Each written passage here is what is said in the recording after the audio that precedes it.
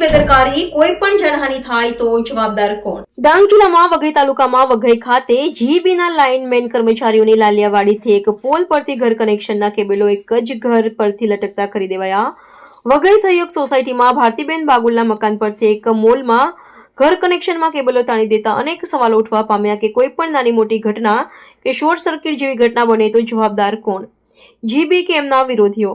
જાણવા મળતી માહિતી મુજબ ભારતીબેન બાગુલે વઘઈ જીબીની ઓફિસમાં કેબલ ખસેડવાની રજૂઆત વારંવાર જાણ કરવામાં આવી છતાં મકાનના દાદરા પરના કેબલો ખસેડવામાં આવ્યા નથી. તો શું કોના મુહૂર્તની રાહ જોઈ રહ્યા છે? કોઈ મરણ પથારીમાં જાય પછી કે ગાંધીજી શાપની? વઘઈ સરકારી હોસ્પિટલ સામે સહયોગ સોસાયટીમાં ભારતીબેન બાગુલના મકાન પરથી ઘર કનેક્શનના કેબલો તાણી બાંધેલા અને તાત્કાલિક બીજો પોલ ઉભા કરી કેબલો ખસેડવામાં આવે એવી માંગ ઉઠવા પામી છે. રિપોર્ટર રમેશ માહલા, ડાંગ.